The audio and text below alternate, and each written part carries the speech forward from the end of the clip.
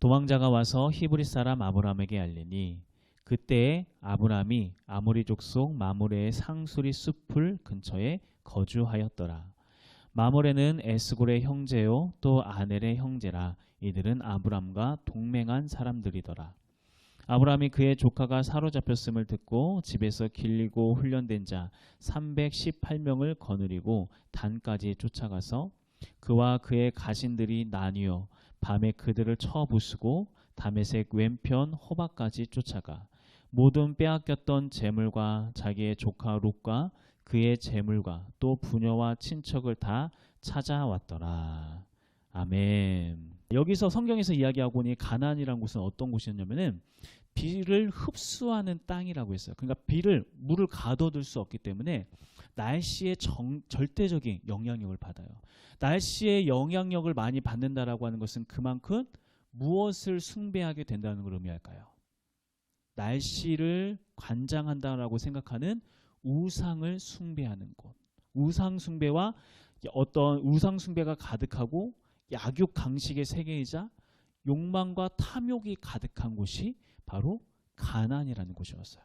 그러니까 저희가 생각하는 천국과는 완전히 거리가 먼 거죠. 자, 이러한 가나안 안에서 대부분의 사람들은 무엇을 위해 살아갈까? 뭘 위해서 살아갈까요? 가나안에서 살아가는 사람들은. 오, 정확해요. 맞아요. 정확해요. 제가 딱 그대로 딱 적어놨어요.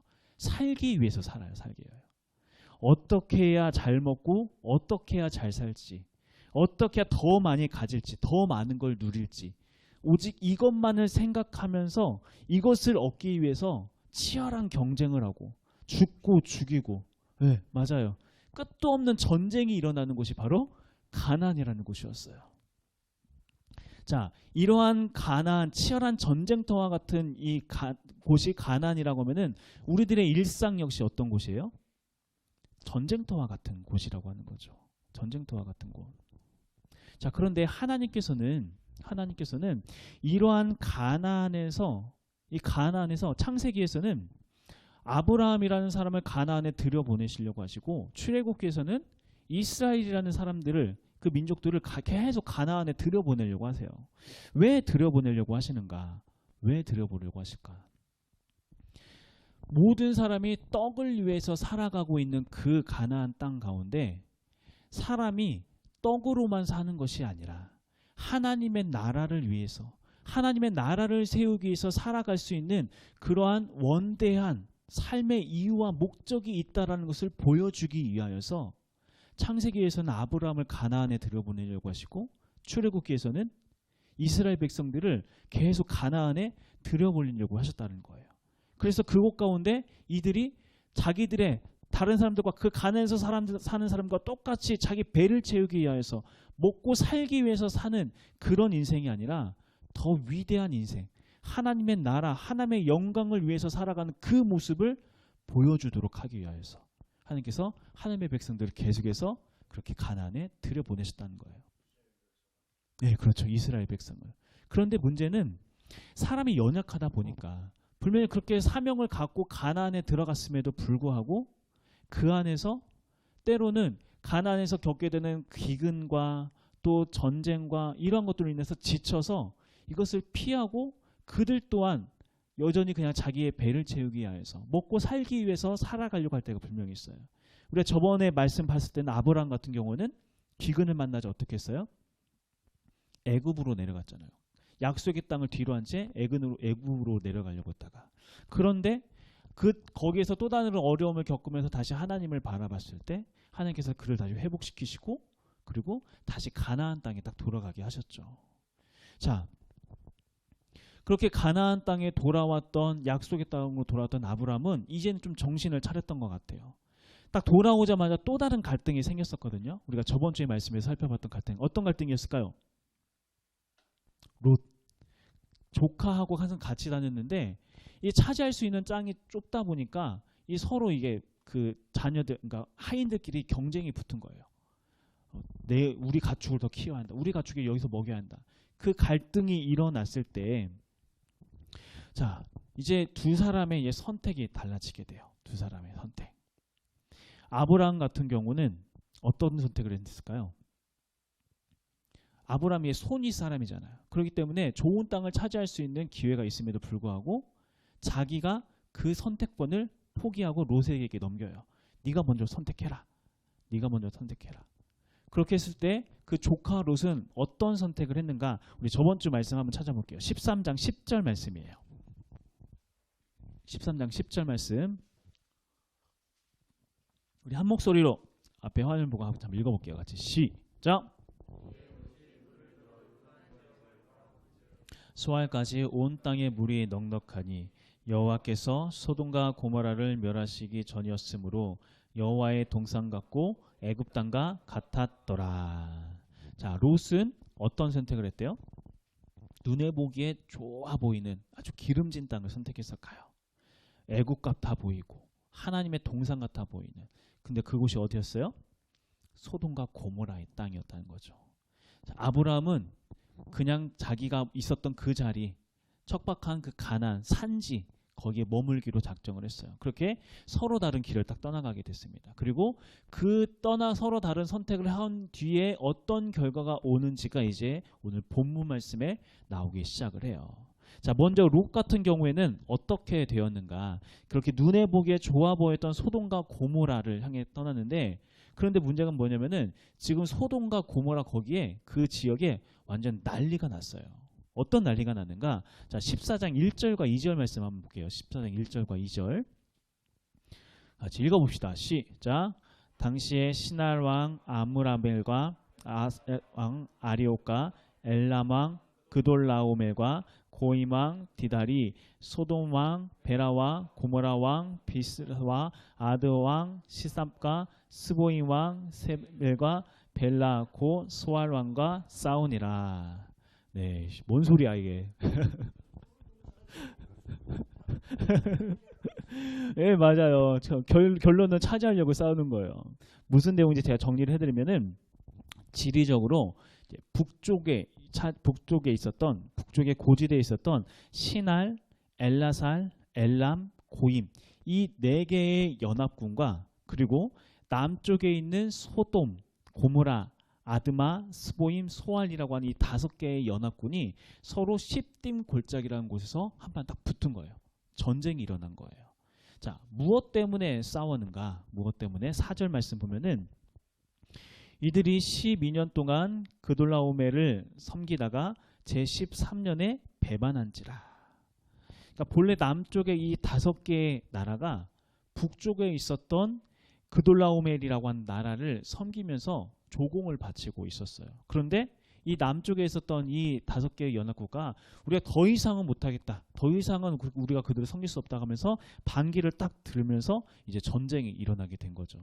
자, 이들은 분명히 겉으로 들어왔을 때는 조공을 바쳤는데 조공을 안 바쳐서 조공을 끊어서 전쟁에 딱 붙었어요. 그런데 결국 이 근원적인 싸움의 이유, 원인은 무엇일까요? 결국은 무엇을 먹을까, 무엇을 마실까의 싸움이라는 거예요. 떡을 위한 싸움이었다는 거예요. 떡을 위한 싸움. 치열한 그 경쟁 속에서 누군가를 굴복시키고 그래서 그들의 것을 빼앗고 착취하고 또 그러한 착취 속에서 벗어나기 위해서 내 것을 지키기 위해서 반기를 들고 그러면서 서로 피 흘리면서 싸울 수밖에 없었던 그 치열하게 죽고 죽이는 경쟁 사회, 경쟁의 전쟁이 바로 이곳 가운데 일어나고 있었다라고 하는 거죠. 분명 롯은 자기의 눈에 풍요로워 보이고 살기 좋아 보이는 거, 그래서 많은 것을 누릴 수 있고 많은 것을 가질 수 있는, 얻을 수 있을 것 같은 하나님의 동산 같고 애국가도 같아 보였던 그곳을 향해 선택했는데 그 땅의 실상은 어떤 상태였냐면은 사람들의 욕망으로 가득 차서 누군가를 죽고 죽여야만이 살아날 수 있는, 그래서 착취하고 짓밟아야 살아나는 그런 전쟁터와 같은 곳이었다라고 하는 거예요. 눈에 보기에는 너무나도 좋아 보였는데, 그런데 이러한 모습은 우리가 지금 살아가고 있는 세상 역시 마찬가지라고 이야기하는 거예요. 제가 어제 인터넷 뉴스를 잠깐 이렇게 기사를 좀 찾아봤는데, 여러분 2020년도에 조사된 바에 따르면 연예인 지망생이 몇 명 정도 될 것 같아요, 여러분들 예상했을 때? 많죠. 10만 명? 네, 10만 명. 또 100만 명이 100만 명? 100만 정도 될까요? 몇 명 정도 될 것 같아요? 80%는 뭐예요? 청소년들 80%? 예. 그렇죠, 그렇죠. 맞아요. 몇 명인지 제가 찾아보니까 200만 명이래요. 200만 명. 상상이 되세요? 왜 그렇게 우리 자녀 세대들이 이렇게 연예인을 하고 싶어 하는 걸까요? 화려해 보이잖아요. 엄청 화려해 보이잖아요. 수많은 사람들의 환호를 받고, 그리고 그냥 일반 사람들이 벌지 못하는 돈을 벌고, 그러다 보니까 모든 아이들이 TV만 보면서 그 연예인들 그렇게 이쁘게 하고 멋지게 하고 나와서 춤추고 하면서 하는 그 모습을 보면서 200만 명의 그 아이들이 지금도 막 새벽부터 그 기획사 앞에 가고 줄을 서고, 뭐 정말 끝없이 막 연습하고 노력하고 막 이런 일들이 지금 200만 명의 아이들이 그렇게 하고 있다라고 하는 거예요. 그런데 정말 그곳이 그렇게 행복하게, 사람을 행복하게 만들어주는 곳일까? 아니죠. 맞아요. 맞아요. 맞아요. 아니에요. 그렇게 연예인이 되려고 하면 할수록 그 안에 들어갔을 때 몇 명 정도가 살아나냐면은 1년에 300명 정도가, 200만 명 중에 300명 정도가 데뷔를 한다고 해요. 근데 그 가운데서도 이름을 알리고 살아남을 수 있는 아이돌이 몇 명이나 돼요? 거의 손꼽힐 정도밖에 안 된다라고 하는 거죠. 정말 피 튀기는 전쟁터라고 하는 거예요. 왜 연예인들이 그렇게 많은 것을 얻고서도 그렇게 정신적으로 멀쩡한 사람이 없겠어요? 뭐 비단 이것뿐만 아니라, 이런 연예인 씬만 아니라, 제가 몇 주 됐던 것 같아요. 우리 이정주 집사님하고 그런 그 대화를 했었던 중에 제가 기억나는 것 중에 하나가, 우리 집사님께서 이제 의사 지망생들 수학을 가르치는데, 아직도 제가 인상이 이렇게 남았던 게 뭐냐면은, 의사 지망하는 그 학생들 중에 정신과 약을 안 먹는 학생들이 거의 없다라고 이야기를 하시더라고요. 맞나요? 네, 정말 그렇다고 하더라고요. 의사라고 하면은 누구나 다 선망하고 누구나 다 되고 싶어 할 만한 그런 직업이잖아요. 의사만 되면은 명성도 얻게 되고 부도 얻게 되고 뭣도 얻게 되고, 그러니까 우리 자녀들이 다 의사 된다 그러면 하면은 어때요? 어우, 제발 좀 되라. 너는 할 수 있을 거야. You can do it 하면서 막 응원하고 할 텐데, 왜 그렇게 응원을 해요? 정말 아이를 위한 거예요? 아이를 위한 것일 수 있죠. 그런데 그 안에 찌들어 있는 이 욕망과 욕심, 그러니까 본인 스스로 가지고 있는 이게 분명히 눈에 보이기에는 풍요로워 보이고 여호와의 동상 같고 같아 보이는데, 그 안에 들어가 보면은 이 소돔과 고모라에 일어나는 그 전쟁처럼 정말 제정신으로는 살아갈 수 없는 치열한 세계, 치열한 전쟁터와 같은 세상이 그렇게 펼쳐지고 있다라고 하는 거예요. 뭐 비단 뭐 그러한 입시의 세계만 그럴까요? 다 우리들의 살아가는 삶의 영역 모두 다 마찬가지잖아요. 모두가 다 살기 위해서 치열하게 싸워가는데 죽을 만큼 힘들게 잠 못 자면서 오로지 살아남기 위해서 살아가고 있다는 거예요. 살아남기 위해서.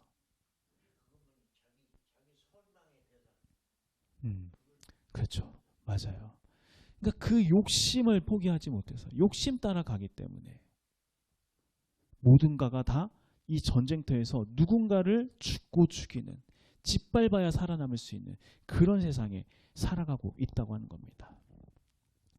좋아 보이면 좋아 보일수록, 또 많은 것을 갖고 많은 것을 누릴 수 있는 곳일수록 더 치열한 경쟁이 그 가운데 있고, 그리고 이러한 전쟁은 그 누구도 피할 수 없는 그런 전투예요.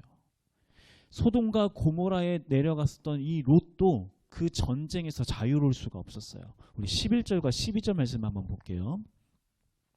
11절 11절 읽어봅시다. 시작. 내 왕이 소돔과 고모라의 모든 재물과 양식을 빼앗아가고 소돔에 거주하는 아브라함의 조카 롯도 사로잡고 그 재물까지 노력하여 갔더라. 자, 롯은 지금 잘 살아보겠다고 지금 내려갔잖아요. 소돔과 고모라. 그런데 지금 어떻게 되었어요? 더 많이 가져보겠다고, 더 많은 걸 누려보겠다고 내려갔던 그곳에서 있던 것도 다 빼앗기고 전쟁의 포로가 돼서 비참하게 끌려가고 있어요. 살기 위해 내려갔다가 살기 위한 그들만의 싸움에서 이제는 제대로 살지도 못한 채 곧 죽을 위기에 놓여있게 되었다라고 하는 거예요. 이게 자기 눈에 보기에 좋은 것을 따라가는, 그저 살기 위해서 살아가는 그 삶의 인생의 결과라고 이야기를 하는 거예요. 반면에 아브라함은 그러면 어땠는가? 아브라함, 자기에게 땅을 선택할 수 있는 주도권이 있음에도 불구하고 욕망에 따라 살아가는 것이 당연하다라고 이야기하는 이 가나안의 법칙을 따라가지 않고 아브라함은 앞서 우리가 읽었던 말씀처럼 13장 12절에서 자기의 주도권을 롯에게 넘겨요. 그리고 이 아브라함은 하나님이 말씀하셨던 그 가나안 땅, 약속의 땅에 머물길로 작정을 했습니다. 자, 이렇게 아브라함은 가나안 땅에 살지만 가나안의 법칙을 따르지 않는 삶을 선택을 했어요. 자, 그렇게 그러한 아브라함이 이제 어떻게 살고 있었는가? 가나안에 있었던 아브라함은 어떻게 살았는가? 자, 14장 13절 말씀입니다. 13절 읽어봅시다. 시작. 도망한 자가 와서 히브리 사람 아브라함에게 알리니 그때 아브라함이 아브레 족속 마므레의 상수리 숯불 근처에 거주하였더라. 마므레는 에스골의 형제요 또 아넬의 형제라. 이들은 아므람과 동맹한 사람들이더라. 아마 롯의 하인 중에 한 명이었던 것 같아요. 롯이랑 다 끌려가고 있을 때 한 명이 겨우겨우 빠져나가서 아브라함에게 찾아가서 이제 보고를 합니다. 당신의 조카 롯이 지금 잡혀갔습니다. 자, 그런데 그때 아브라함은 지금 뭘 하고 있는 상태였어요? 어디에 거주했대요? 마므레라고 하는 사람이 다스리던 그 땅에 상수리 숯불 근처에 거주하고 있었는데, 그런데 중요한 건 마므레와 아브라함은 어떤 관계였대요? 동맹한 사이였다고. 동맹한. 자, 지금 좋은 땅을 향해서 찾아갔던 롯은 전쟁터에 휩쓸려 갔는데 하나님을 신뢰함으로써 이 가나안 땅에 머물기 시작했던 이 아브라함은 비록 더 많은 것을 누리지 못하고 더 많은 것을 차지하지 못하더라도 작지만 잔잔하게, 화려하진 않아도 평화롭게 그곳 사람과 동맹을 맺고 조금씩 자리를 잡아가고 있는 그런 상황이었다는 거예요. 자, 그렇게 평화롭게 자리를 잡아가던 이 아브라함에게 조카 롯의 소식이 딱 들려왔습니다. 자, 당신의 조카 롯이 지금 북방에서 쳐들어왔던 연합군에게 잡혀갔습니다. 자, 이러한 소식을 들은 아브라함 어떻게 했는가? 14절 말씀 읽어봅시다. 14절 시작. 아브라함이 그의 조카가 사로잡혔음을 듣고 집에서 길리고 훈련된 자 318명을 거느리고 단까지 쫓아가서, 자, 어떻게 하고 있다고 했죠? 아브라함이 자기 집에서 기르고 훈련시켰던 318명의 사람들, 장정들을 끌고 그날로 바로 올라갔어요. 북쪽 끝에 있는 단까지 쫓아 올라갑니다. 자, 이렇게 출정을 한 순간 아브라함도 이제는 전쟁을 피할 수 없게 되어진 거예요. 그렇죠? 하지만 분명히 같은 전쟁 같아요. 똑같이 죽고 죽이는 같은 전쟁인 것 같은데 아브라함이 치르는 전쟁은 전혀 다른 전쟁이었어요. 뭐가 달랐을까? 다른 연합군들은 살기 위해서, 자기가 더 잘 살기 위해서, 더 많은 것을 갖기 위해서, 더 많은 것을 누리기 위해서 싸우는 그런 전쟁이었는데 아브라함은 전쟁은 어떤 전쟁이에요?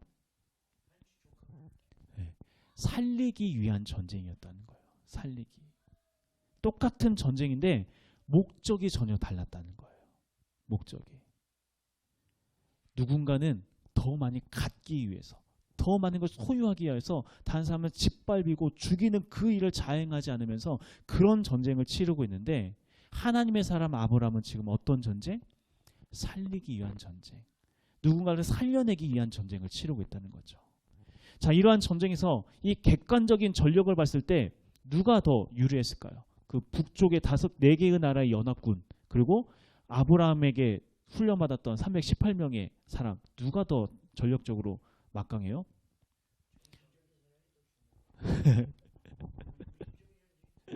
네, 맞아요. 정신적인 것도 중요한데 객관적인 전력도 무시할 수가 없으니까.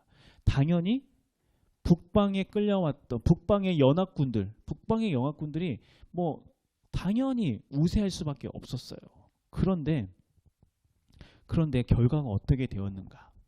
15절 16절 말씀 읽어봅시다. 시작. 그와 그의 가신들이 나뉘어 밤에 그들을 쳐부수고 다메섹 왼편 호바까지 쫓아가 모든 빼앗겼던 재물과 자기의 조카 롯과 그의 재물과 또 부녀와 친척을 다 찾아왔더라. 아멘. 아브라함은 말도 안 되는 승리를 거두고 돌아오게 됩니다. 어떻게 이렇게 승리할 수 있었을까? 이 승리에 관한 이야기는 우리가 다음 주에 자세히 다시 한번 이야기를 하겠지만, 아브라함이 치르는 전쟁은 하나님이 원하시는 전쟁이었어요. 하나님의 뜻에 합당한 전쟁이었어요. 하나님의 뜻에 합당한 전쟁을 치르니까 그 어떠한 전력의 그 차이가 있다고 하더라도 승리할 수밖에 없었다라고 하는 거죠. 우리가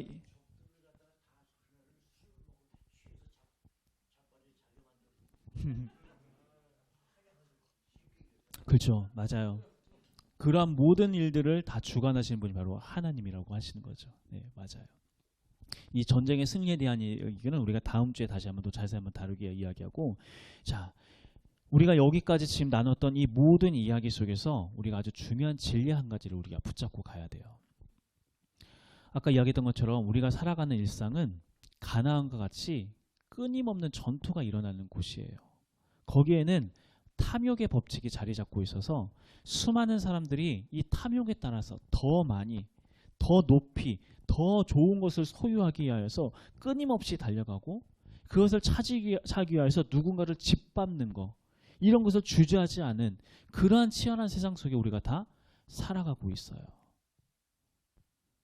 그리고 그러한 곳에서 일어나는, 그렇게 곳곳에서 전쟁이 일어나는 세상에서 우리 또한 살아가고 있기 때문에 그 전쟁에서 우리 또한 자유로울 수가 없어요.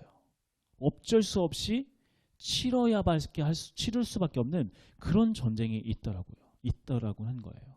자, 그런데 그러한 전쟁을 치러 나가야 할 때, 우리가 치열한 그 경쟁 속에서 살아갈 수 없는 그러한 상황 속에서도 우리가 계속해서 잊지 말고 기억해야 할 게 있다라는 거죠. 그것이 무엇인가?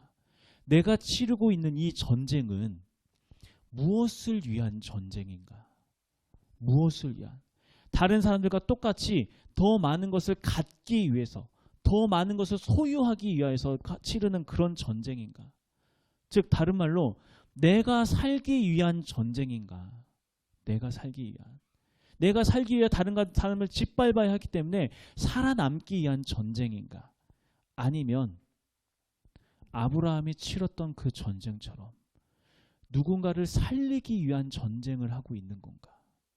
우리가 이것을 확실히 해야 한다라고 하는 거예요.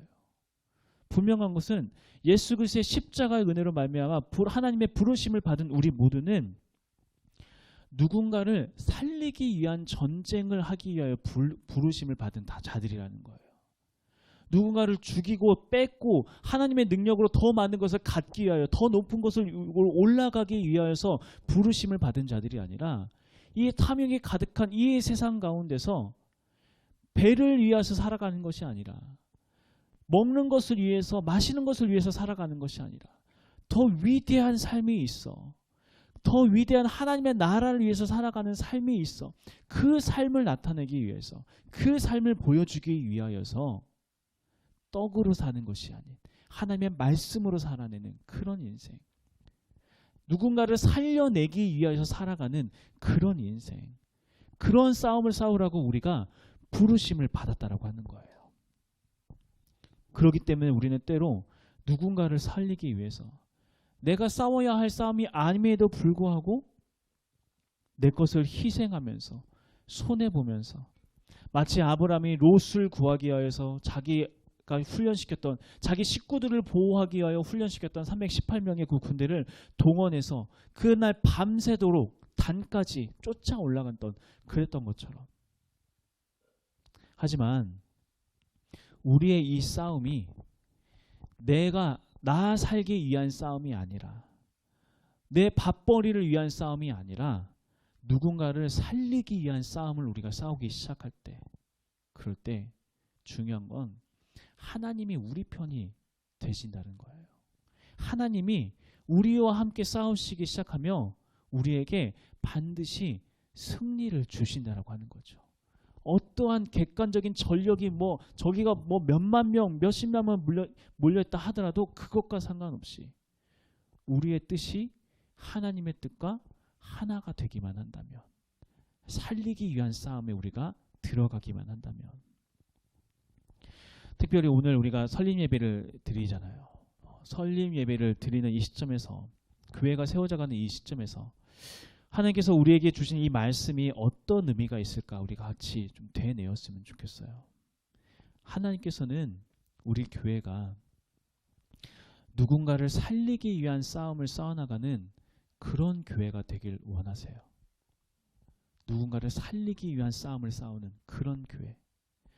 경쟁해서 비교해서 건물을 넓히기 위해서 뭔가를 더 많이 갖기 위해서 그것을 위해서 싸워나가는, 그것을 위해서 헌신하고 희생하는 그런 교회가 아니라 생명을 살리기 위하여 싸우는 그 싸움을 기꺼이 싸워나가는 그런 교회.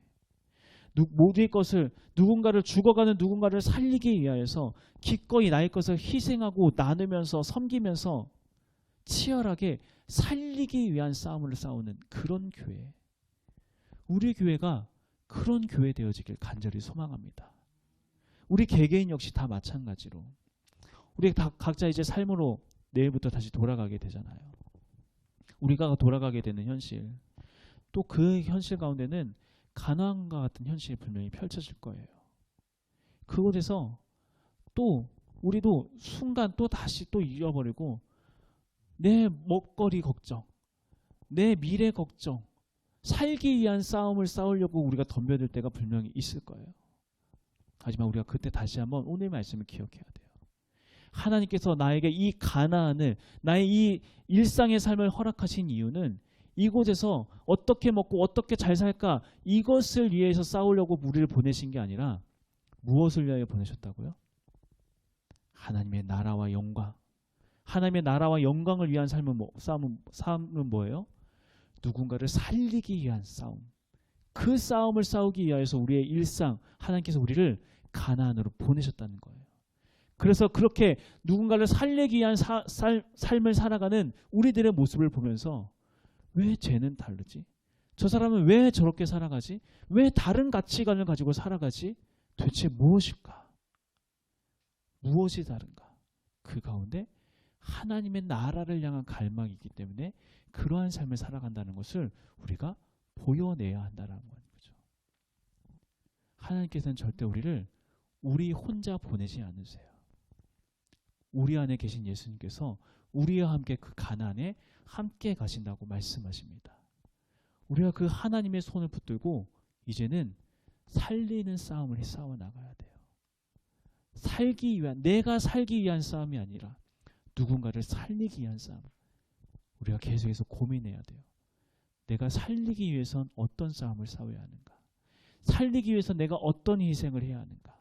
하나님의 나라와 하나님의 영광을 위하여서 어떻게 살아가야 하는 것인가?